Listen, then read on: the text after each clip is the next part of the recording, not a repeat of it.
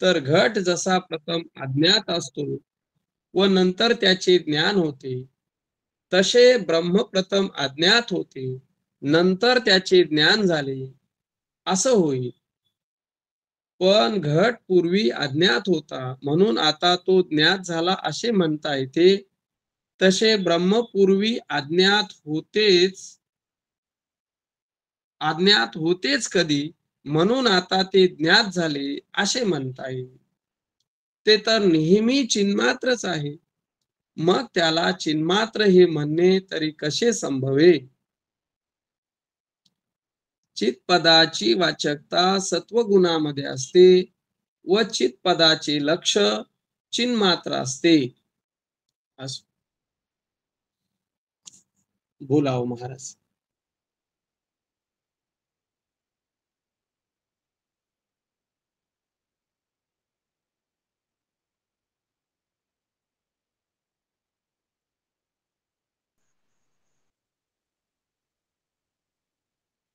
ठीक आहे.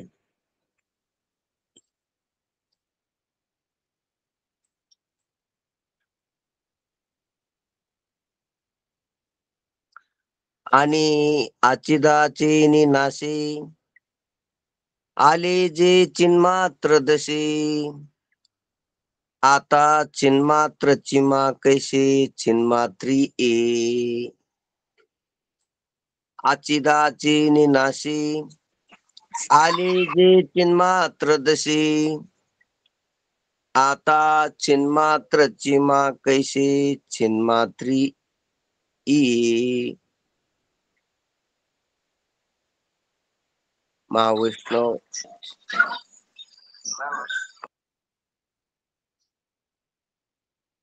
ज्ञानोबा राय आपल्याला सच्चिदानंद पदत्रय विवरणामध्ये या स्पष्टता करून सांगण्याच्या त्यांच्या प्रकारामध्ये केवळ जे निखळ निव्वळ शुद्ध स्वरूप आहे, सर्व व्यष्टी समष्टीचं, सर्व कार्यकारणाचं आणि सर्व जीवत्व शिवत्वाचं जे मूळ अधिष्ठान आहे, तर त्या अधिष्ठान शुद्ध स्वरूपाच्या ठिकाणी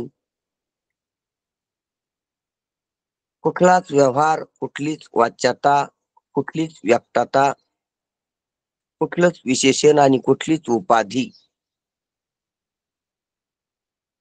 नाही, असं ते शुद्ध आहे. सर्व कार्यानं शुद्ध म्हणजे कार्याचा कलंक नाही, सर्व कारणानं शुद्ध, जीवत्वानं शुद्ध, शिवत्वानं शुद्ध, ना त्याला विशेषण ना उपाधी, ना ते उपलक्षित.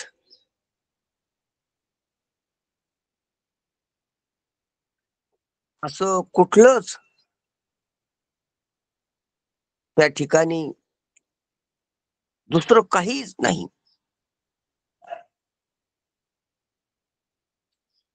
दुसरं विरोधी नाही, दुसरं मित्र नाही, दुसरं सत्य नाही, दुसरं मिथ्या पण नाही. असं केवळ अद्वितीय जे तत्व आहे, जे ब्रह्म आहे, त्या निखळ ब्रह्म स्वरूपाच्या ठिकाणी ज्ञानोबा राय सांगतात की बाकीचं तर नाहीच, पण तिथं सत शब्दाची सुद्धा प्रवृत्ती नाही. सत शब्दाचा देखील तिथं असंभव आहे, असं ते सत आहे. श्रुती मातेनं जी सत शब्द वापरला, चित शब्द वापरला, आनंद शब्द वापरला, सच्चिदानंदम ब्रह्म.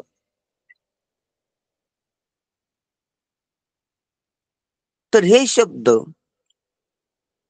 श्रुतीनं साधक जीवाकडे पाहून वापरलेत. ते शब्द साधक जीवासाठी वापरलेत. साधकासाठी शब्द आहेत, ते ब्रह्मासाठी नाहीत. साधकाचं असं जड दुःख, भ्रामक असं जड दुःख मावळावं. साधकाला जी परोक्षता वाटते ती परोक्षता जावी. साधकाला जी परिच्छिन्नता वाटते ती परिच्छिन्नता जावी. म्हणजे साधकाला जग सत्यत्वाचा भ्रम, साधकाला परोक्षत्वाचा भ्रम, ब्रह्म भिन्नत्वाचा भ्रम, जो साधकाच्या ठिकाणी दिसतोय, श्रुतीला, गुरुला, आचार्यांना, तो घालवण्यासाठी सच्चिदानंद शब्द आहे. किंबहुना साधकाचा अज्ञान निवृत्त करण्यासाठी सच्चिदानंद शब्द आहे. अज्ञान म्हणजे जडता, अज्ञान म्हणजे असदता, अज्ञान म्हणजे दुःखरूपता. अज्ञानाचा दुसरा अर्थ तरी काय होतो? असड जड दुःख, हेच अज्ञानाचं स्वरूप आहे. असत, जड आणि दुःख, दुःखाचं कारण, दुःखाचं बीज. अज्ञान स्वरूपानं असत आहे, अज्ञान स्वरूपानं जड आहे, आणि अज्ञान स्वरूपानं दुःख बीज आहे, दुःखाचं कारण आहे, म्हणजे दुःख आहे.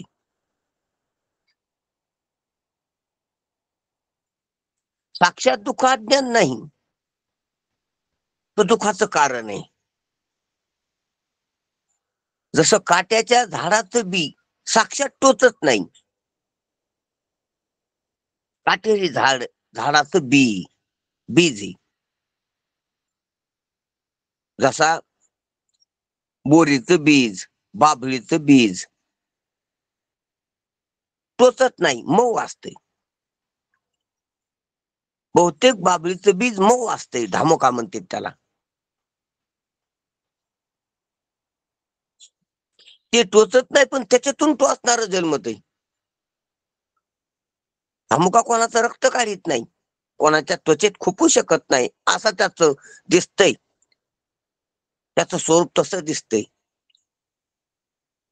पण त्याचा विकार, त्याचे कार्य त्याच्यातून निपाजलेलं टोचतच असते. टोचण्यासाठीच त्याची उत्पत्ती, टोचत असते, काटे टोचतातच.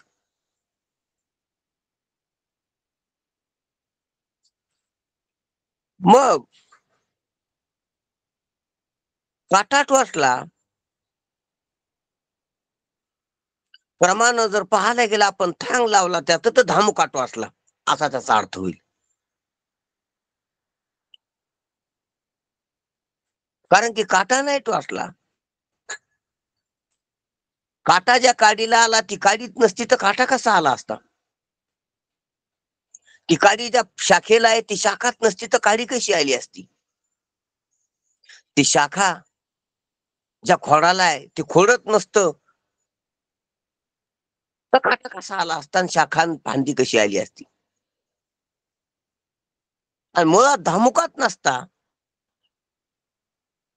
तर मुळण, खोडण, फांद्यान, ढाळी आणि काटा, काडी काटा हे नसतंच. म्हणजे कार्यकारण भाव पाहत गेलं तर धामुका असेल, मग टोचलं काय तर धामुका टोचला असंच म्हणावं लागेल शहाण्याला. जे शहावलोकन करणार आहेत त्यांना, व्याघ्र दृष्टीवाल्याला. स्वान दृष्टीवाला काटा टोचला म्हणेन, व्याघ्र दृष्टीवाला धामुका टोचतो असतो म्हणेन. तसं स्वान दृष्टी ज्याची, कुत्र्याची दृष्टी ज्याची, पशुची, त्याला दुःखाचं कारण हे दारिद्र्य दिसतंय, दुःखाचं कारण रोग दिसतोय, दुःखाचं कारण शत्रू दिसतोय, दुःखाचं कारण गरिबी दिसती, दुःखाचं कारण म्हातारपण दिसतंय. ही स्वान दृष्टी, स्वान दृष्टी. दुःखाचं कारण अपमान दिसतोय.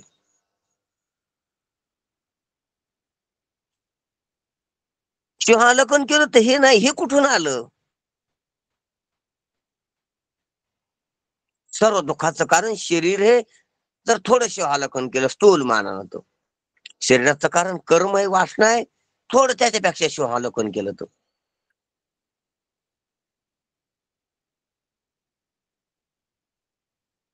पहा, वासनेचं कारण सुखभ्रांती, थोडं शिवहालकन केलं तर. सुखभ्रांतीचं कारण सत्यत्व भ्रांती, थोडं अवलोकन केलं तर. हा सत्यत्व भ्रांतीचं कारण सत्याचं अज्ञान आहे, म्हणजे परमात्म्याचं अज्ञान आहे, म्हणजे स्वरूपाचं अज्ञान आहे. थोडं अवलोकन केलं तर. थोडं थोडं थोडं थोडं. तुका म्हणे थोडी आहे,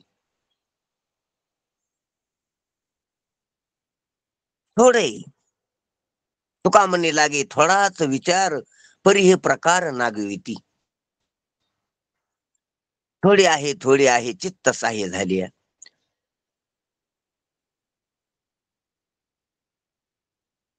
सत्याच्या ज्ञानानं सुखभ्रांती,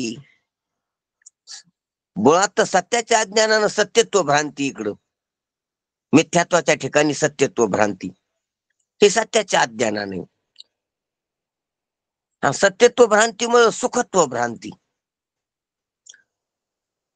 सुखत्व भ्रांतीमुळे वासना,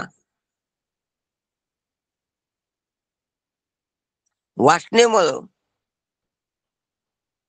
शरीर, आणि शरीरामुळे हे प्रकार आहे सर्व. शरीरामुळेच रोग आहेत, म्हातारपण आहे, जन्म आहे, मरण आहे, शरीराच्या संबंधानं. शरीर सोडलं तर हे नाही काहीच. शरीर बाजूला केलं किंवा शरीर नसलं तर हे काहीच नाही. जन्म ना मरण, म्हातारपण ना रोग, गरिबी ना श्रीमंती, मान ना अपमान, काळा ना गोरा, पुरुष ना स्त्री, भूक ना तहान.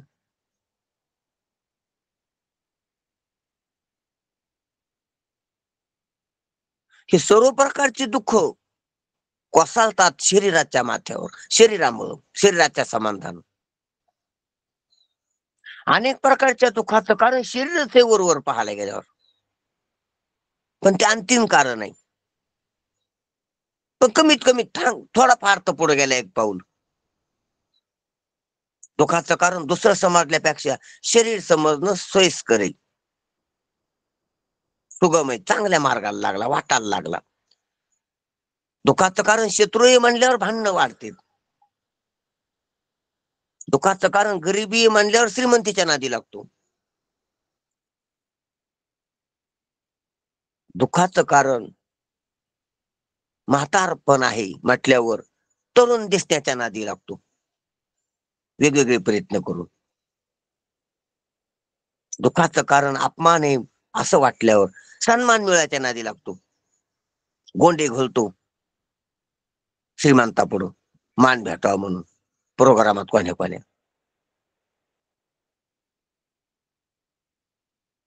सन्मान सुख आहे ना अपमान दुःख आहे अशी याची धारणा आहे, तो मानाच्या नादी लागतो. गरिबी दुःख आहे, श्रीमंती सुख आहे, तो श्रीमंतीच्या नादी लागतो. म्हातारपण दुःख आहे, तरुण पण सुख आहे, तो म्हातारपण न येण्याच्या आणि तरुण पण टिकण्याच्या नादी लागतो.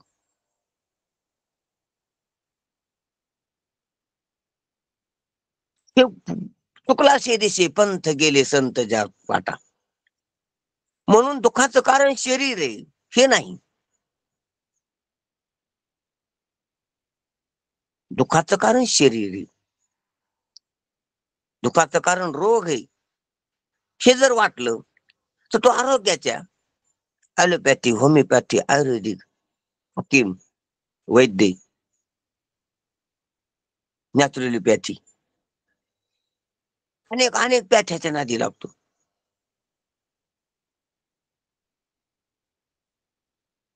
आणि शरीराचं असं यंत्र आहे की ते सर्वच पॅथीमध्ये थोडं थोडं सक्सेस वाटते. कोणतीच पॅथी ठाण लागू शकत नाही, कोणाच पॅथी येईल त्याचा.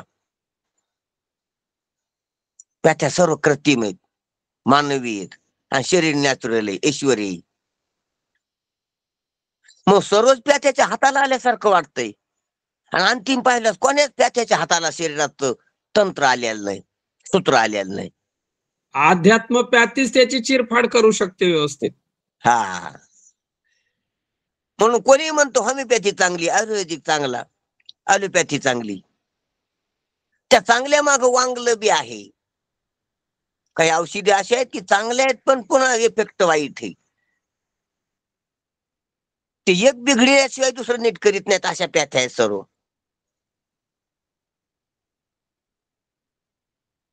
ध्यानात घ्या, ध्यानातच घ्या.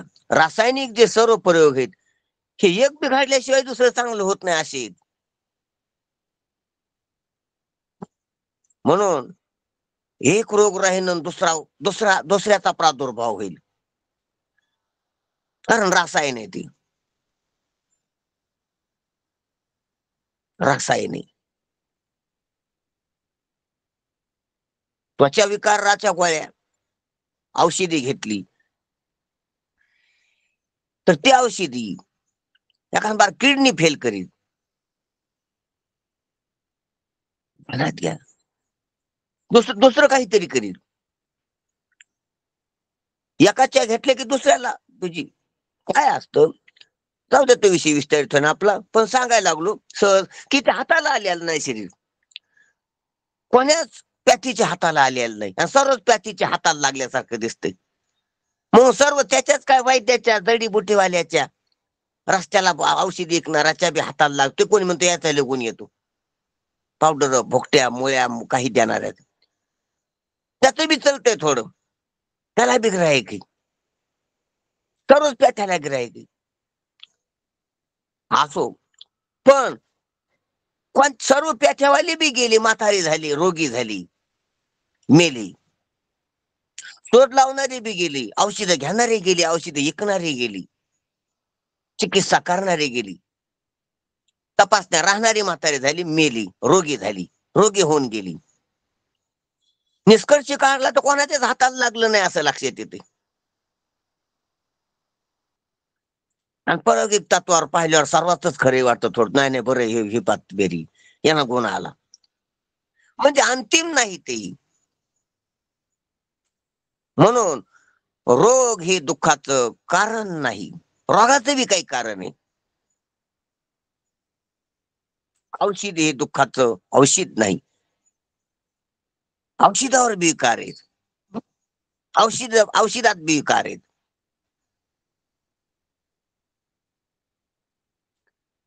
ना शरीर रोगाचं कारण नाही, शरीराचं काही कारण नाही. ध्यानात या गोष्टी. म्हणून आपण वरवर पाहू नाही, सखोल पाहावा, ते खोल विवेकी पाहिजे. म्हणून दुःख अज्ञान हे आपण पाहू लागलो तर अंतिम पाहिलं तर अज्ञान आहे. म्हणून दुःख अज्ञान आहे, असं जो पाहतो तोच पाहतो, त्यालाच कळलं तो शहाणा आहे. ज्यानं अज्ञान दुःख आहे असं पाहिलं त्याला शहाणा म्हणा, त्याला जाणता म्हणा, जाणते न गुरु भजीजी. जाणता अज्ञान कारण काढतो, त्या अज्ञान निवृत्तीसाठी गुरुचं भजन करतो, गुरुची भक्ती करतो, चिंतन श्रवण करतो. अज्ञान निवृत्तीसाठी शहाणा आहे तो, जाणते न गुरु भजीजी. नेंतन भलत करीत बशीजे, नेंता असल्यामुळे भलत कारण तो ठरवतो दुःखाचं, आणि भलते साधन करीत बसतो. हे का आता सांगितलेले आतापर्यंतची. आणि ते साधन यशस्वी वाढतात, व्यवस्थित वाढतात, लोक त्याला सन्मान देतात की बरं चाललंय ह्याचं, चांगली भरभराट झाली यांची. जे गरिबी दुःख मानतात ते भरभराटीला सुख मानतात, पण भरभराटीवाल्याची जाऊन बसा, पहा त्याची तर काय तो. जे रोग दुःख मानतात ते दवाखान्याला सुख मानतात, डॉक्टर पशी जाऊन बसा, सुखी आहे का. जे अपमान दुःख मानतात ते सन्मानवाल्याला सुख मानतात, पण सन्मानित जो केला तुम्ही, ज्याची मिरवणूक काढली, त्याच्यापाशी जाऊन बसा 2-3 दिवस, पहा त्याचं काय.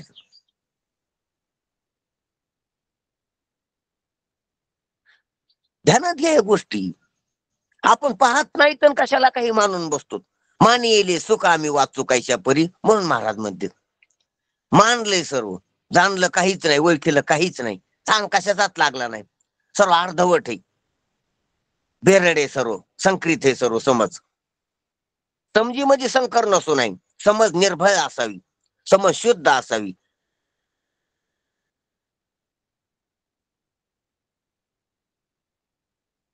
असं जर पाहिलं तर फक्त अज्ञानच दुःख आहे, अज्ञानच सर्व दुःखाचं कारण आहे ठरलं.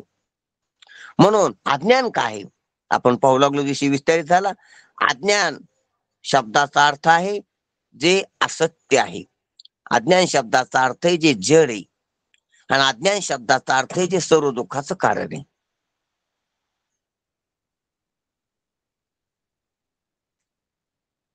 आणि ते अज्ञानच निवडते हे मनुष्याला कळावं. म्हणून जाणते न गुरु भजीजी, जाणते न अमृत अनुभवाचं चिंतन केजी, जाणते न. म्हणून ज्ञानोबराय सांगायला लागले की अज्ञान कारण आहे, म्हणून अज्ञान निवृत्ती, आणि ती अज्ञान निवृत्तीची तळमळ साधकाला असते, शिष्याला असते, मुमुक्षूला असते.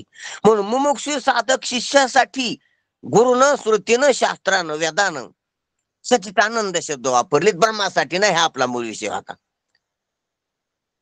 ज्याला अज्ञान निवृत्ती वाटतंय, अज्ञान निवृत्ती करणं कर्तव्य वाटतंय, त्याच्यासाठी, अशा इच्छा आकांक्षेसाठी, अशी आशा घेऊन जो बसलाय, त्याच्यासाठी सुविधा केली श्रुतीनं, सचितानंद ब्रह्म.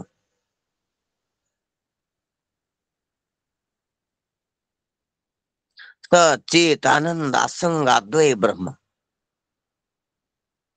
असं जे श्रुतीनं शब्द वापरले ते याच्यासाठी, ब्रह्मासाठी नाही. म्हणून सत शब्द ब्रह्माच्या ठिकाणी त्याची प्रवृत्ती नाही, नाही ब्रह्माच्या ठिकाणी सत शब्दाचा अभाव आहे, असंभव आहे. हा आपला मुळातला विषय. मग सत शब्द कशासाठी प्रवृत्त झाला ते आपण काल पाहिलं की सत शब्द फक्त असताची व्यावृत्ती करण्यासाठी, साधकासाठी. आणि जे सतच आहे, केवळ जे निखल सतच आहे, शब्दा वाचून ध्यानात घ्या, शब्द नंतर आहे, वस्तू आधी. सत शब्द आधी का सत वस्तू आधी? सत वस्तू आधी, म्हणून श्रुतीनं ते कळावं म्हणून सत शब्द वापरलाय. सत शब्द नंतर आहे. वस्तू सत स्वरूप आहे, सत शब्द सत स्वरूप नाही. सत शब्द आकाशाचा आहे, सत शब्द वाचिक आहे, सत शब्द ध्वनी स्वरूप आहे, सत शब्द वर्ण स्वरूप आहे, सत शब्द उच्चारलेला आहे. सत शब्द उत्पन्न झालाय वाणीत, सत शब्द निवृत्त होतोय आकाशात, आकाशाचा आकाशात जातोय. सत शब्दाला वय अल्पजीवी, हा सत वस्तू अनादि अनंत आहे, ही ध्यानात घ्यायची गोष्ट आहे.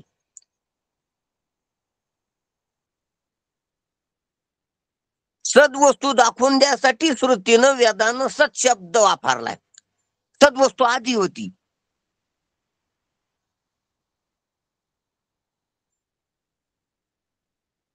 वस्तू आधी, शब्द नंतर.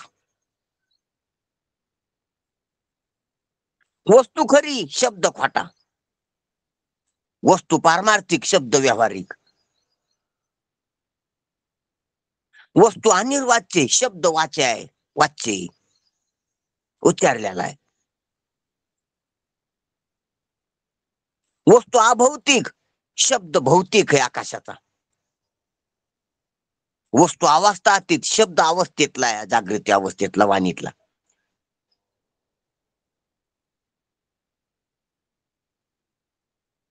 वस्तू गुणातीत आहे, शब्द रजोगुणाचा आहे, रजोगुणाच्या वाणीतून आलेला तमोगुणाचा शब्द आहे. बारकाईनं पाहिल्यावर.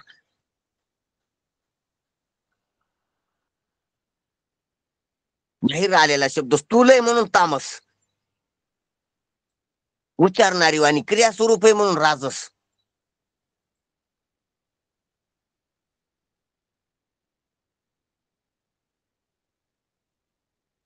आणि वस्तू कोणा अतीत आहे. शब्दाचं स्वरूप वेगळं, वस्तूचं स्वरूप वेगळं. म्हणून शब्द वस्तू नाही, वस्तू शब्द नाही. म्हणून शब्दार्थाचा फरक कळा. ध्यानात घ्या गोष्टी.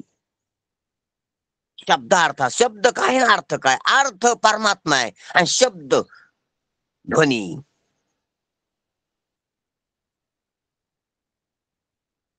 पण ध्वनी साधन आहे, उपयोग करा त्याचा त्याचा उपयोग अज्ञान निवृत्तीसाठी, भ्रम निवृत्तीसाठी. म्हटलं तर खोटी जीवदशा घालण्यासाठी खोट्या शब्दाचा उपयोग आहे, खऱ्यासाठी काही उपयोग नाही शब्दाचा, सत शब्दाचा. म्हणून सत्यासाठी सत्शब्द नाही, सत्यात पळलेल्यासाठी सत्शब्द आहे. तर कान देऊन आणि लक्ष देऊन ऐकलं तरच लक्षात येतात गोष्टी ह्या.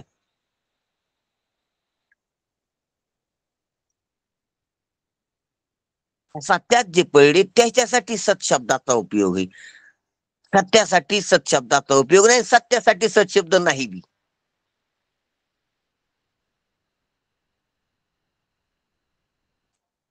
म्हणून तशी सत्ताची स्वभावी असत्ता तो नव्हे त्याच्या ठिकाणी. मग सत्तात्व संभवी सत्तेशी काही. मग सत्तात्व सत्तेला सत्तेच्या ठिकाणी कसं संभवत नाही. कारण सत्ता ही जाती, सद्वस्तू त्या ठिकाणी नाही. सदत्व ही जाती, सदच आहे, तिथे भेद नाही, विभक्ती नाही. सद वेगळं आणि सद जाती वेगळी अशी विभक्ती नाही. लेप लावलेला नाही त्याला सदत्व जातीचा, नकली नाही ती. पितळाला नकली जर सोन्याचा लेप लावला, पुलावा लावला, तर मग पितळाच्या ठिकाणी सुवर्णत्व भासतय. तसं नाही ते की सदत्व ही जाती सत्याच्या ठिकाणी वरून लावली, चिटकिली, ती काढून घेतली. सत्य निखळ सत्य, निवळ सत्य, केवळ सत्य, शुद्ध सत्य, त्याला विशुद्ध सत्य म्हणतात.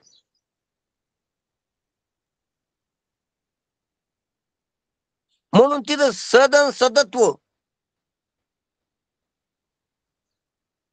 असं नाही, त्याला सदत्वाचा लेप लावला नाही वरून. लेप लावलेलं वेगळं असते, पुलावा लावलेलं मतलब वेगळं आणि वरून लावलेला माशाला वेगळा, चमकी माल. तसं नाही सत्य. तर सत्य सत्यच आहे, अखंड एक रस त्याला म्हणते. त्याच्यात द्वैत न विभक्तीनं वेगळं नाही काही. मा सत्तात्व संभवी सत्तेशी काही. सत्ताची स्वाभावी फक्त निकल सत्ताच आहे ती, तिथं असत्ताच नव्हे. म्हणजे जे आहेच आहे म्हणजे नाही नाही. सत्ता म्हणजे आहे आणि असत्व म्हणजे नाही नाही आहे, ते त्याच्या ठिकाणी नाही, अजिबात नाही. आणि नाही नसलं तर मग आहेला आहे म्हणता येत नाही. काही सापेक्ष बोलणं असतं, कालच पाहिलं आपण. आहेच्या ठिकाणी नाही नाही, केवळ आहे आहेच आहे. सत्ताचे स्वभाव केवळ आहे आहे, आणि केवळच आहे तिथं नाही अजिबातच नाही. तर मग त्या आहेला आहे म्हणता येत नाही, किंवा आहे जाती लावता येत नाही.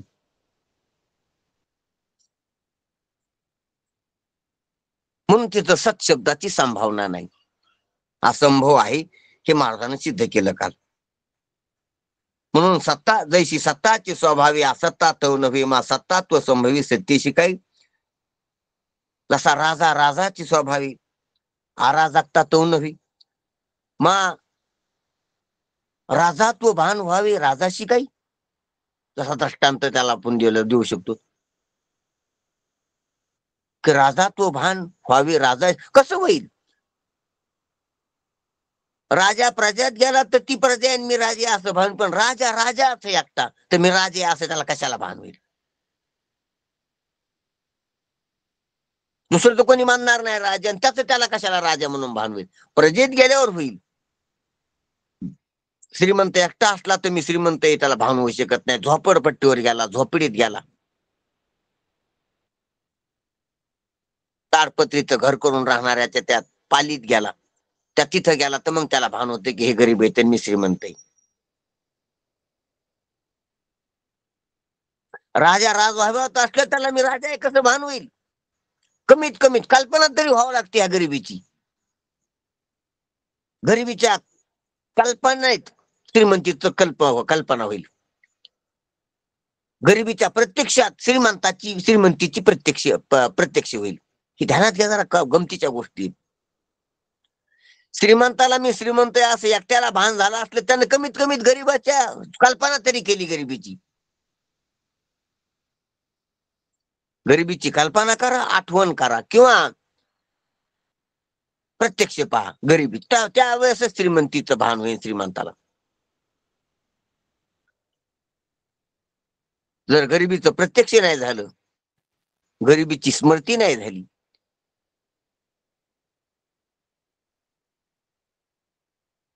तर श्रीमंतीचं भान होणं शक्य नाही. तुलनात्मक असतं, सर्वसापेक्ष असते. तसं सत्ता आहे, असत्ता तर नाहीच अजिबात. तर सत्ता तो संभवी सत्तेशी काही ही कालची ओवी आपण लक्षात आणून घेतली. आता तसं जसं सत शब्दाची प्रवृत्ती नाही तशीच तीच शब्दाची देखील परमात्म्या स्वरूपाच्या ठिकाणी संभावना नाही.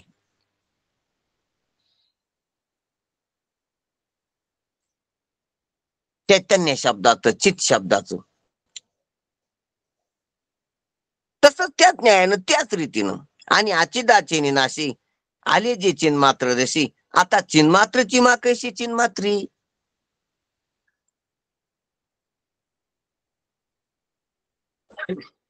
आहे ना नोहे, नोहे ना आहे, मनोनी उपाये उपजतीचे. उपजतीना, बरोबर आहे. आता अचिदाचे निनाशी आले जे चिन्मात्र जशी, श्रुतीनं चित शब्द उच्चारला, साधकानं शिष्यानं ऐकला तो गुरुमुखातून, आणि मग साधकाच्या ठिकाणी काय प्रयोग झाला? तर आचिदाचा बाद झाला, आचिदाचा नाश झाला, आचिदाची व्यावृत्ती झाली, आचिदाचा व्यतिरेक झाला, आचिदाचा अपवाद झाला. वरच्या भाषेत बोलल्यावर,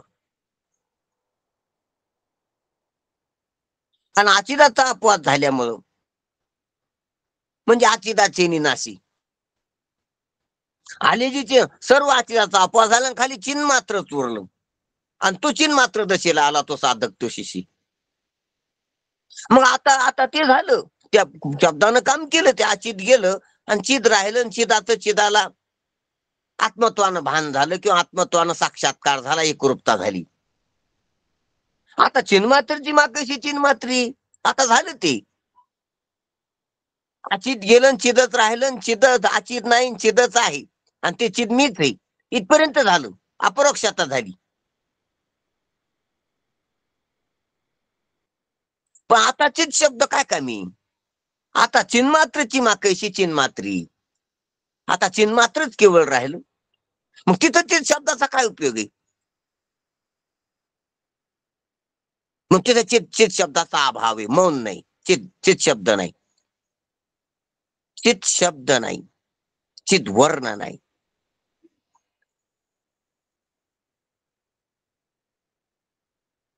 तिथं चित स्मृती नाही, ना चिदाकार वृत्ती नाही, तिथं नाही, आकार नाही ना, काही वृत्तीच नाही.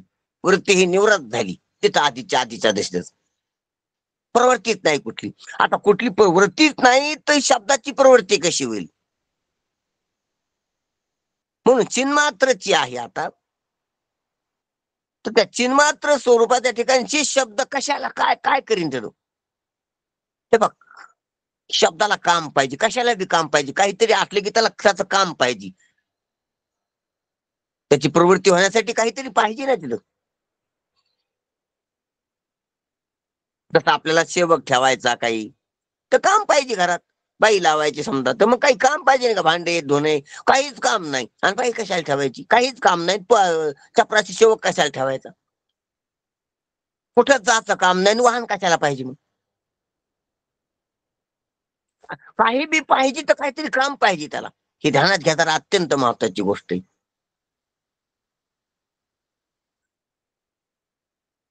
मानवाला चालायचं काम आहे म्हणून पाय आहेत, द्या घ्यायचं काम आहे म्हणून हात आहेत,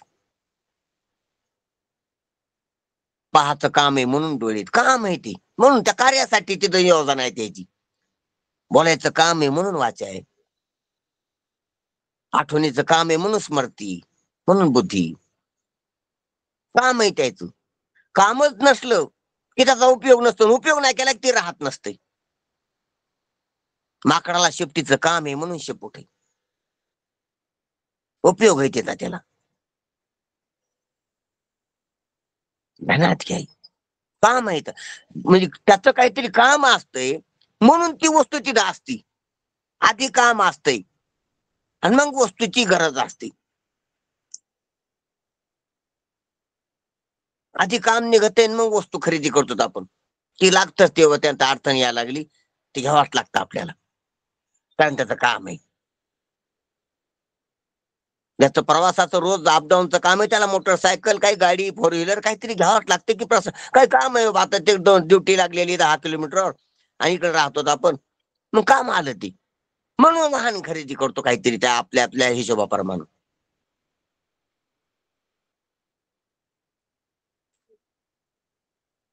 तसं ध्यानात या, तसं सर्व तसं आहे.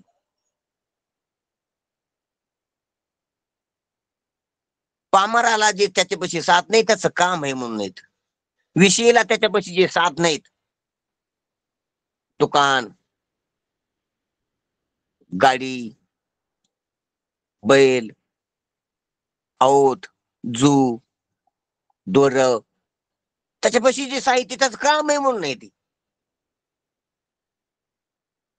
शेतकऱ्याला.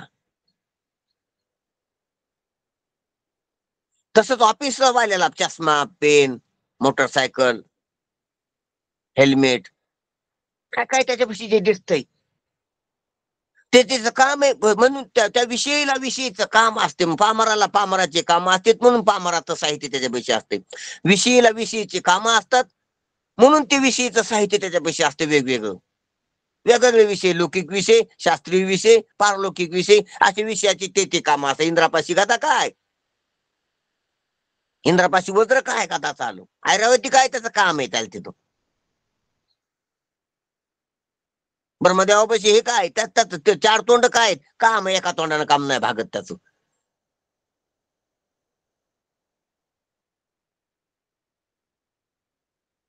ध्यानात गोष्टी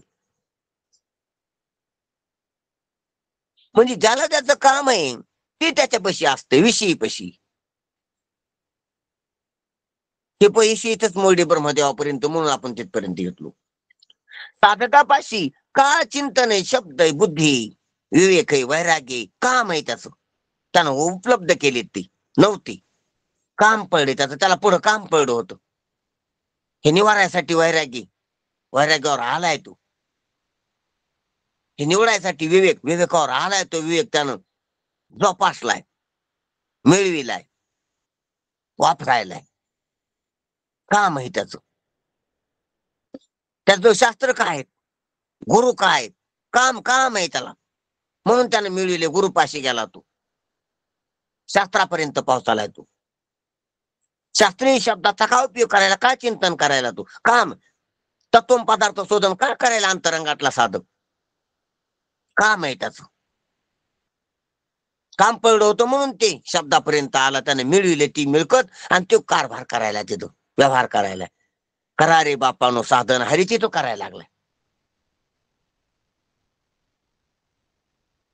मग काम असल्यामुळे मग तसं तेच शब्दाचं काम आहे अविद्या निवृत्तीसाठी, अचिदला निवारण करण्यासाठी. म्हणून अचित शब्दाची प्रवृत्ती झाली साधकाच्या ठिकाणी, आणि त्या प्रवृत्तीचा पुरवठा केला वेदानं, श्रुतीनं, उपनिषदानं, गुरुनं. काम पडलं होतं म्हणून पोकळी झाली. पोकळी झाली की ती भरून निघायसाठी भोवताली हवा येत असते. पोकळी होणं म्हणजे मुमुक्षू होणं, पोकळी होणं म्हणजे साधक होणं, शिष्य होणं, पोकळ होणं. मग गुरु तिथं पुरवठा करीत असते. शास्त्र, गुरु, उपनिषद, धर्म, संप्रदाय, त्यासाठी जो भेद.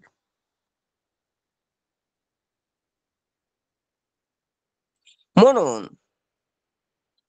अचित शब्द त्यासाठी उपयोगी. आपले चित शब्द अचिताची निवृत्ती करण्यासाठी. अचिताचे निनाशे आले जे चिन्ह मात्र देशी आलात. आता त्याचं काम होतं ते आला शब्द. पण आता चिद्रूपता झाली, चिन्ह मात्रच लक्षात आलं. तिथं भेद राहिला नाही, वेगळी राहिली नाही, आणि अविद्या राहिली नाही, अज्ञान बी गेलं, अचित बी गेलं पूर्ण. आता चिन्ह मात्रच राहिले. तर मग आता काय शब्द, चित शब्दाचं काय काम आहे चिन्ह मात्रा त्या ठिकाणी? मग चिन्ह मात्रा त्या ठिकाणी चिन्ह मात्र शब्द वापरला तर काय होईल? काय घालवायचं त्याच्यातलं? काय मिळवायचंय? काम काय आहे तिथं शब्दाचं? त्या बिनकामी वस्तू राहत नसती असं सांगतात की माणसाला बी पहिल्या शिफ्टी होत्या, पण तिचं कामच नाही, काम कमी झाल्यामुळे ती राहिली नाही. आणि बुद्धी नव्हती, पण बुद्धीचं काम पडलं व्यवहार करताना पुढे मानवाला, म्हणून बुद्धी विकसित झाली. ज्याचं काम पडलं ते आलं, आणि ज्याचं काम नव्हतं ते गेलं.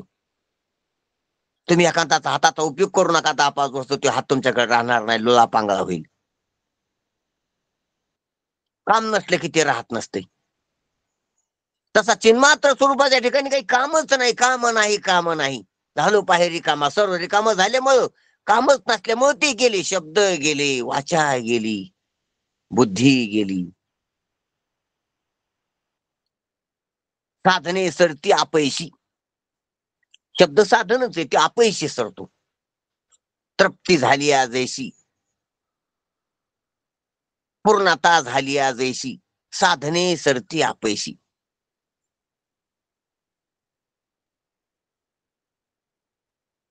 किंवा असंही म्हणता येईल महाराज, दिली इंद्रिय हातपाय कारण नाक मुख डोळे, डोळे मुख बोलावाय वचन, जेणे तू जोडशी नारायण नाश जीव पण भोर. बाकीचं काय काम आहे याचं? नाही नाही, मग जीवपणासोबतच हे ना, असं तर हे महत्वाचं आहे. बरोबर म्हणले तुम्ही. जीवपणाच आहे नाही, शब्द प्रवृत्ती जीवपणा आहे. जीवालाच लागते शब्द, देवाला शब्द नसतील. साधक जीवाला शब्द लागतील, शास्त्रीय शब्द. संसारी जीवाला संसार शब्द, संसारी शब्द, आणि पामर जीवाला पामरी शब्द. पामरी जीवाला पामरी शब्द लागते, पामरी व्यवहार, पामरी साहित्य.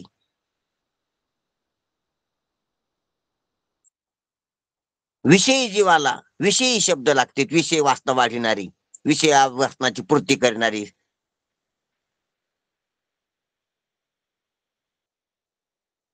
साधक जीवाला साधक की शब्द लागते, सहकार्य करणारी, साधनेची पूर्ती करणारी, साध्य मिळवून देणारी. ते शब्द आहेत. जे शास्त्रीय सर्व शब्द आहेत हे साधकासाठी आहेत. साधकीय शब्द, विषयी शब्द, पामरीय शब्द, असे शब्दाचे 3 विभाग होते. 3 शब्द, शब्दाचा कोश केला, शब्दाच्या विभागण्या केल्या, वार्ड केले तर 3 वार्ड होतील. जगात लौकिकात पशुपक्षात तर शब्दच नाहीत, मानवात आहेत. आणि मानवात 3 विभागणे आहेत, पामर, विषयी, साधक. मुमुक्षु साधक एकच आहेत. म्हणून खालच्या थराचे पामरी शब्द आहेत.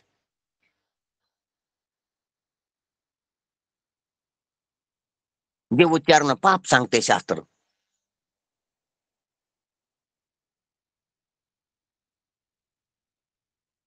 विषयी शब्द आहेत, लालचील धरून, वासनेला धरून जे शब्द आहेत ते, म्हणजे विधियुक्त वासनेला धरून जे शब्द आहेत ते विषयीचे. विधी सोडून वाचनेमुळे जे शब्द आहेत वाचण्याच्या पूर्तीसाठी ते पामरी शब्द आहेत. आणि परमात्मा प्राप्तीसाठी सगुण निर्गुणाच्या चिंतनासाठी जे शब्द आहेत ते साधकीय शब्द आहेत. सात्विक शब्द म्हणून त्याला सात्विक, राजस, तामस असे 3 शब्दाचे प्रकार. तामसीय शब्द पामराचे, राजसीय शब्द विषयीचे आणि सात्विक शब्द मुमुक्षु साधकाचे. मग त्या सात्विक शब्दातलाच अंतिम शब्द आहे सचितानंद. अहम ब्रह्मस्मी, अयम आत्मा ब्रह्म, प्रज्ञानम ब्रह्म. शब्दाबद्दल 2 शब्द लिहिले महाराज, वाचू का? हा. म्हणजे विषयाला धरून आहे का विस्तार होईल? शेवटला सांगा ना तुम्ही आपला विषयांतर. शेवटला त्या आता आम्ही आठवण करू, झालं की शेवटला तुमचं ते घेऊन मग आपण शेवट करू. हा, रामकृष्ण, धन्यवाद. चालेल ना? चालेल चालेल. हा हा, असो. म्हणून हे शब्दच आहेत सचितानंद. सचितानंद हे शब्दच आहेत. आपण काय सांगू लागलो की हे शब्द साधकासाठी उपयोगी, साधकाची साधक बी जीवच आहे. जीवदशा अधोगतीनं वाढीत असतो त्याला पामर म्हणावं. जीवदशा ऊर्ध्वगतीनं वाढीत असतो त्याला विषयी म्हणावं. आणि जीवदशा संपविण्यासाठी प्रयत्नरत असतो त्याला साधक म्हणावं. ध्यानात घ्या 3 गोष्टी. अधोगतीकड जीवदशेची वाढ तो पामर, ऊर्ध्वगतीकड जीवदशेची वाढ तो विषयी, आणि जीवदशा समाप्तीसाठी प्रयत्न तो साधक. मग जीवदशा घालण्यासाठी संतानं, गुरुनं, वेदानं, उपनिषदानं, श्रुती मातेनं उच्चारलेली शब्दाचा उपयोग करीत असतो तो साधक. जीवदशा घालविण्यासाठी, संपविण्यासाठी. मग जीवदशा संपण्यासाठी सच्चिदानंद शब्दाचा उपयोग होतो. आहे काय? साधकाची जीवदशा संपण्यासाठी. आणि जीवदशा गेली की शब्दाचंच काम संपलं, उपयोग संपला. दिले इंद्रिय, हात पाय कान, लोखंडे महाराजांना प्रमाण घेतलेलं. डोळे मुख बोलावया वचन, ही जी साधन संपत्ती कशासाठी महाराज? जेणे तो जोडशी नारायण. नारायण जोडण्याचा काय प्रकार आहे? तर नाशी जीवपण आणि जीवपणा संगत भावरोग.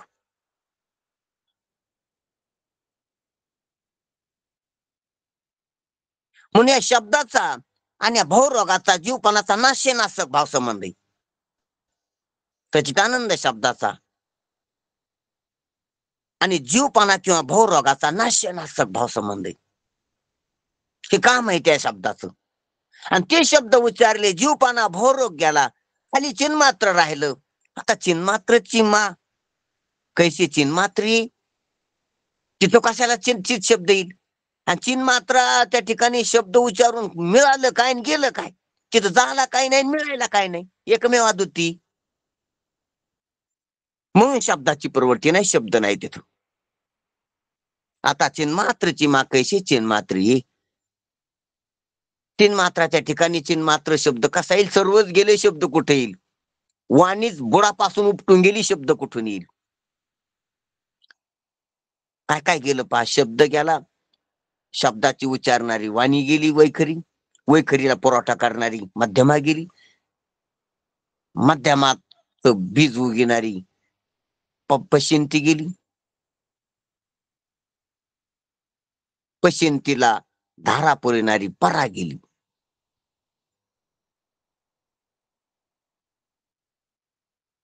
परा पश्चिंती मध्यमा वैखरी, चारी वेद निमाले वाचाचारी. बोल बोलाची झाली बोहरी, सचितानंद म्हणणे गेले दुरी. ओ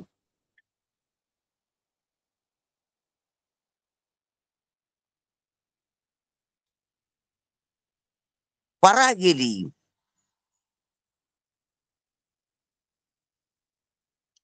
वैखरी गेली म्हणजे जागृती गेली, मध्यमा गेली म्हणजे स्वप्न गेलं. पश्यंती गेली म्हणजे सुसुप्ती गेली, आणि परा गेली म्हणजे तुर्या बी गेली. परा गेली शब्दाचा अर्थ आहे ज्ञान गेलं. वैखरी गेली म्हणजे कार्य गेलं. ध्यानात घ्या, स्थूल कार्य गेलं. मध्यमा गेली म्हणजे सूक्ष्म कार्य गेलं. पश्यंती गेली म्हणजे कारण गेलं.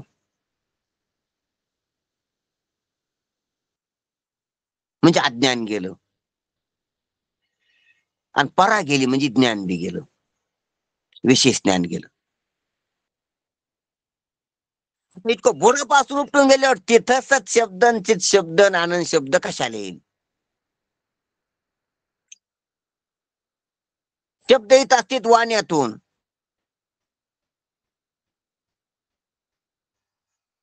आणि वाण्या फुटत असत्यात अज्ञानातून. आणि त्या अज्ञान समूळ अज्ञान घेत आटी, तशी समूळ अज्ञान आटी. समूळ अज्ञान गेल्यावर, अज्ञानच गेल्यावर कशाचे शब्द आणि कशाचे अर्थ, आणि कशाचा अर्थ बोधन कुठे वृत्ती,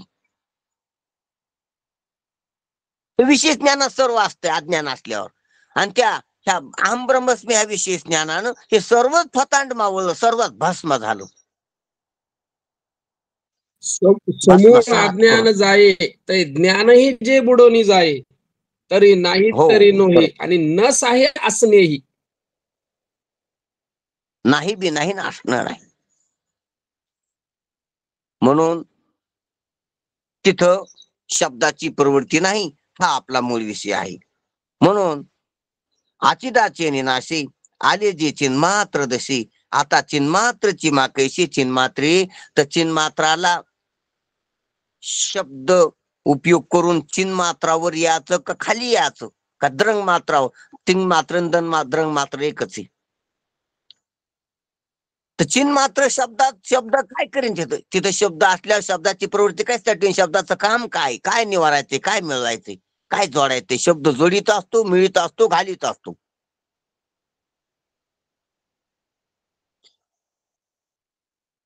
जे विरुद्ध आहे ते घालवायचं, जे प्रतिकूल आहे ते घालवायचं, जे अनुकूल आहे ते मिळवायचं, ते ध्यानात आणून द्यायचं.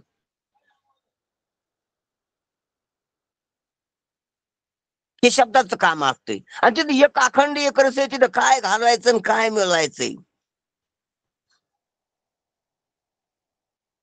काय आठवायचं आणि काय विसरायचंय. आठवू आणि विसरू दोन्ही ते घेऊन ये दीप सरू, दशेचा व्यवहार असाधारण तिथं कसा असतो पहा.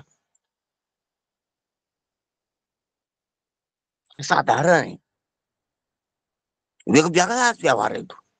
दशेचा व्यवहार असाधारण. आठवू आणि विसरू, आठव विसर गेले भावा भाऊ, झाला सोय मेव पांडुरंग. तिथं विसरू काहीच राहिलं नाही, एकमेव अद्वितीय. म्हणून अशा चिन्मात्र स्वरूपाच्या ठिकाणी चिन्मात्र शब्द काय घालवीन काय मिळवीन त्याचं कामच काय, म्हणून कामच नसल्यामुळं तो राहतच नाही, अपयसा सरवतो, शब्द सरवतो आणि अर्थरोपता होती. म्हणून चिन्मात्रची माकायची चिन्मात्री, म्हणून चिन्मात्राला चिद मानता येत नाही. तेच शब्द तिथं वापरतात, त्याचीच शब्द राहिला नाही तिथं, वाणीच राहिली नाही. म्हणून म्हणून त्यासाठीचीच शब्द नाही. कोणाला सांगायचं ते चित, कोणाला ध्यानात आणून द्या ते चित, कोणाचं लक्ष वेधायचं तिकडं, लक्ष वेधायसाठी शब्द असतात. वाक्याचे शब्द श्रोत्याचं लक्ष तिकडे वेधायसाठी असतात. शास्त्राचे शब्द शास्त्रार्थाचं चिंतन करणाऱ्याचं लक्ष तिकडे वेधण्यासाठी असतील. लक्ष लावून राहा गोविंद का, असं तुकाराम महाराज म्हणतात. तुकाराम महाराजाचे शब्द साधकाचं लक्ष त्या गोविंदाच्या ठिकाणी वेधण्यासाठी. काही काम आहे त्या शब्दाचं, म्हणून नाही गाथा आहे, ज्ञानेश्वरी, भागवत आहे, अमृतानुभवी, चांगदेव 65, हरिपाठ, काय काय जे असतील सर्व शास्त्री किंवा संतांची महात्म्याचे ग्रंथ, ते सर्व काम आहे त्याचं. आता तिथं शिखरावर गेल्यास काय काम आहे, जसं जिथं गंतव्यावर गेलो, मंदिर आपण मंदिरापर्यंत गेल्यास तिथं काय काम आहे. आता तिथं पायी थांबले, हात थांबले, डोळे थांबले, आतुरता थांबली.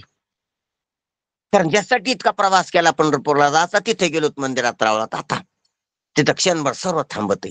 आता व्यवहार असतो म्हणून वापस येणं असतं, इथं हा व्यवहार आहे जगदांपाती. पण परमात्मा या ठिकाणी पण वापस नाही, परत माघारी येत नाही. तद्धाम परम मम न निवर्तन्ते. तिथे गेल्यास वापस येता येत नाही. पण तिथे गेल्यास सर्वच थांबत ना.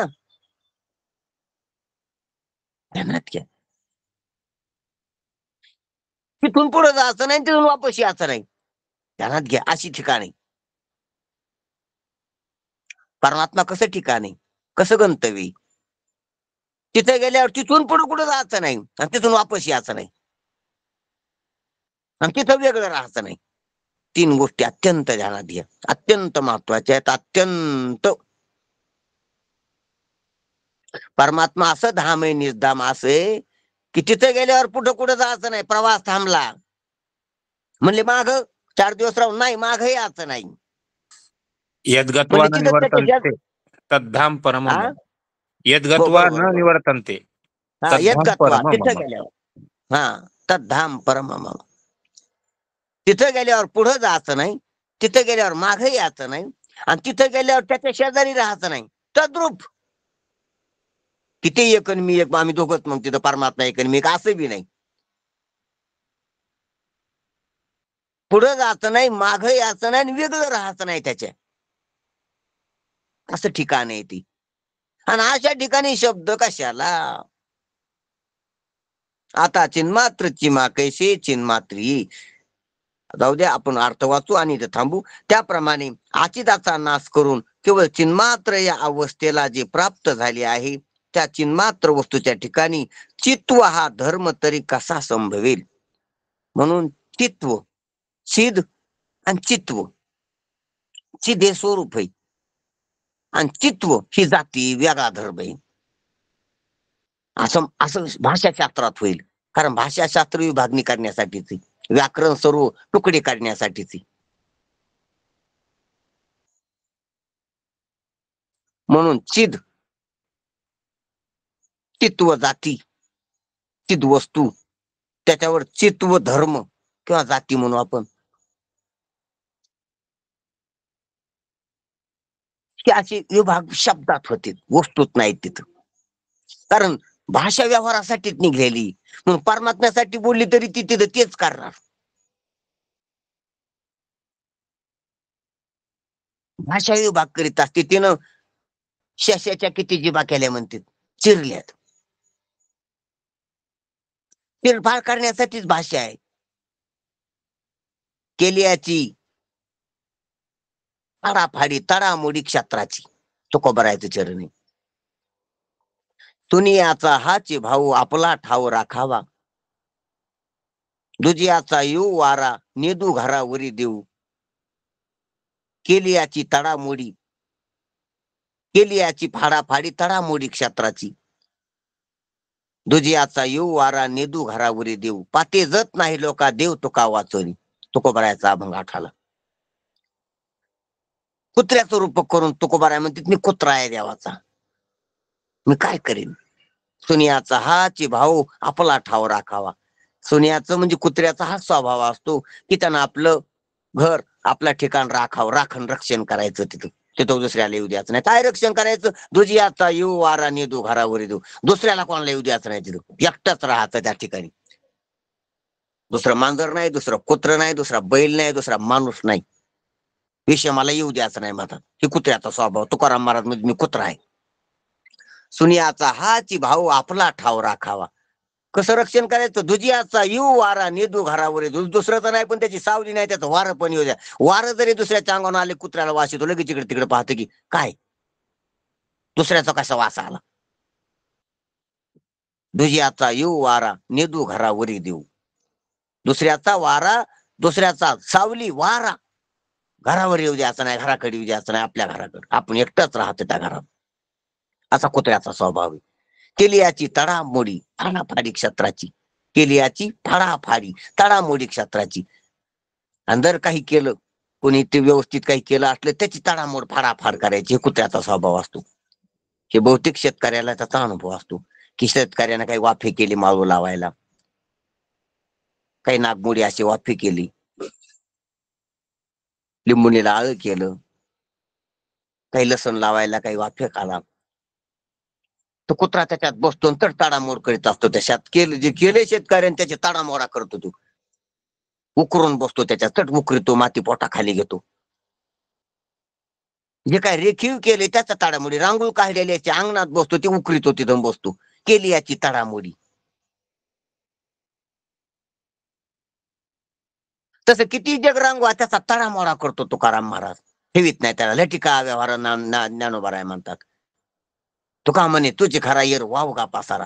किती रांगवा संसाराला संत ताडामोड करून टाकतात, शब्द ताडामोड करतात संतांचे शब्द. किती स्वप्न रांगवा उद्ध्वस्त करतात संत, ठेवीत नाही संसाराच्या सुखाची स्वप्न. खोट आहे म्हणून, भास आहे म्हणून, अध्यास आहे म्हणून करून संसार वाहू ह्या शब्दानं गेलं सर्व. मिथ्या, भास, खोट, असं अनेक शब्दानं ती ताडामोड करतात. आणि पाते जत नाही लोका देव तो का वाचुनी. म्हणजे तुकोबराया स्वाभिमान म्हणतात की माझ्या भेटीशिवाय मी मालकाची भेट होऊ द्याचा नाही. मी कुत्रा आहे, मालकाकडे जायचं असलं तर माझ्या संग 2 हात करावं लागेल आधी. मी हे मालकाच्या आणि तुमच्या मधात. मला बोलल्याशिवाय, मला शांत केल्याशिवाय, माझ्याशी व्यवहार केल्याशिवाय मी मालकाच्या संग करू द्यायचा नाही. मालक मधात आहेत, मी रस्त्यात आहे, अंगणात आहे. म्हणजे संताकडे गेल्याशिवाय परमात्म्याची प्राप्ती होत नाही असा त्याचा अर्थ आहे. पाते जात तिकडं पोहोचू देत नाही मी. पाते जात नाही लोका देव तुका वाचून. तुका संग भांडण केल्याशिवाय, तुक्या संग व्यवहार केल्याशिवाय, संवाद केल्याशिवाय तिकडे जाता यायचं नाही. असो तो सुंदर अभंग आठवला म्हणून बोललो. म्हणून तसं हे जे शब्द आहेत हे तडामोडा करणारे, हे शब्द आहेत हे द्वैत घालणारे, हे शब्द आहेत सचितानंद, तर हे जीवपणा घालणारे. आणि सर्व घालिलं त्याने की पुढे शब्दाचं काम नाही. चिन्मात्राच्या ठिकाणी शब्द मावळतो. साधने सरती अपयशी, तसं अपयसच शब्द सरून जातो, शब्द मावळून जातो. शब्द मावळणे याला मौन न म्हणा. वृत्ती मावळणे याला निवृत्ती म्हणा.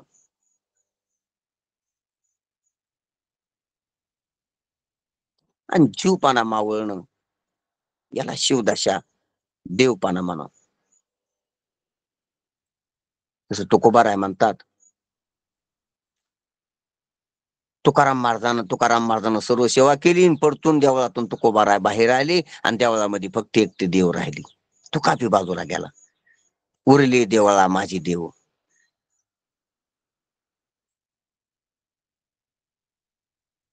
एकटे देव वारल्यावर तिथं कशा शब्द, कोण बोलणारा बाहेर आला, बोलणारा राहिला नाही तिथं. जीवपणा बाहेर आला.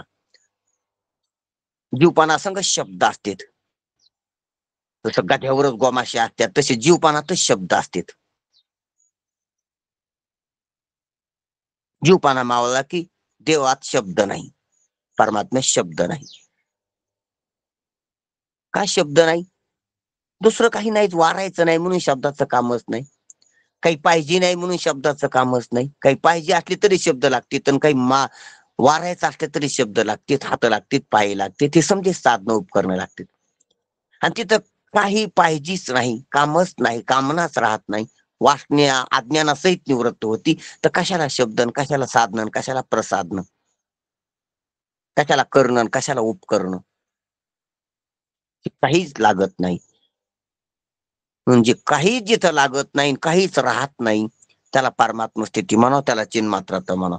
म्हणून महाराज म्हणते, त्याप्रमाणे आचिदाचा नाश करून केवळ चिन्मात्र या अवस्थेला जी प्राप्त झाली आहे, त्या चिन्मात्र वस्तूच्या ठिकाणी चित्व हा धर्म तरी कसा संभवेल? अजिबात संभवणार नाही. म्हणजे महाराजानं जी प्रतिज्ञा केली की सचितानंद शब्दाचा असंभव आहे, गुरुजीने जी केलेली प्रतिज्ञा आहे ती इथे या 2 ओव्यातून सिद्ध झाली. काय सिद्ध झाली? की परमात्मा वस्तू त्या ठिकाणी सत वस्तूचा असंभव आहे, परमात्मा वस्तूच्या ठिकाणी चित चित शब्दाचा बी असंभव आहे. सत शब्दाचा आणि चित शब्दाचा असंभव इथं गुरुजीनं किंबहुना ज्ञानोबरायानं परमात्मा स्वरूपाच्या ठिकाणी नाही हे सिद्ध केलेलं आहे. आता उद्या याच ओळीवर पुढे दृष्टांत आहे आणि या ओळीचा थोडा विस्तार बी राहिलेला आहे आपल्याकडून वेळेअभावी, तो उद्या आपण पाहू. ठीक आहे. आता देशमुख सरांचं काय आहे ते ऐकू आपण शब्दावरलं चिंतन. ठीक, आणि लगेच संपू. हरी महाराज एक फक्त 2 मिनिट घेतो सर्वांचे. दिवाळीमध्ये जसे आपल्याला दिव्यांची आरास पाहायला मिळते, जिकडे तिकडे दीपपंक्तीची. घरात कोणी बोलू नका प्लीज, मी पाठावर आहे, जरा बोलतोय, प्लीज थोडं हळून बोला. बर. तर शब्द हा शब्दाची खूप पुनरावृत्ती झाली या 2-3 दिवसामध्ये, म्हणून त्या शब्दाने माझ्या मनात घर केलं आणि त्या शब्दाबद्दल मी थोडं लिहिलं. शब्दायन असं त्याचं नाव दिलं. शब्द उगवला की वाक्य होते, शब्द रुजला की